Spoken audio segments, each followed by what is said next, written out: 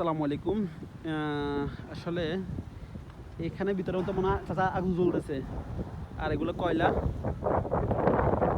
চাচা আপনার যে গরম কেমন লাগতেছে?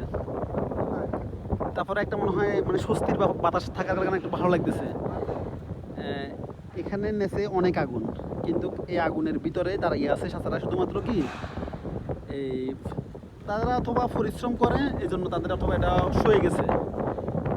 নয়তো এখন যে গরম পড়তেছে এই গরমে এই উপরে থাকি পরিশ্রম করতে অনেক কষ্ট হয়। দেখ, আমার কথাটা শুনুন আপনারা, আমি একটু চাচার মুখ থেকে শুনি কেমন গরম লাগতেছে ওনার কাছে।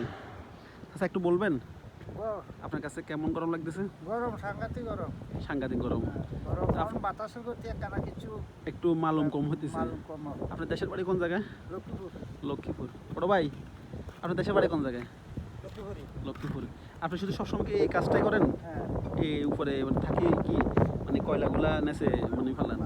এটা দেখা যাবো মানে কি কিরকম আগুন আছে দেখেন। কি পরিমাণে আর বাতাস, ধুলা বালু প্রচুর পরিমাণে এখানে। বাতাসের কারণে এখানে দেখতেছেন পুরো ধুলা বালু অবস্থা খুব খারাপ অবস্থা, দেখছেন একদম পুরো অন্ধকার হয়ে গেছে। এত গরম এখানে। আমি একটু আপনাদেরকে কি পরিমাণ এখানে তাপ এটা একটু দেখাই দিচ্ছি। দেখান পিছনে কোনটা, কি পরিমাণ তাপ এখানে একটু দেখেন। এটা দেখলে বুঝতে পারবেন।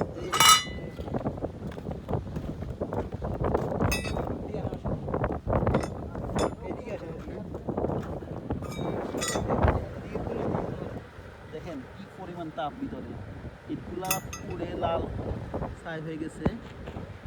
একটু দেখাই ইটের পোড়ার কি অবস্থা।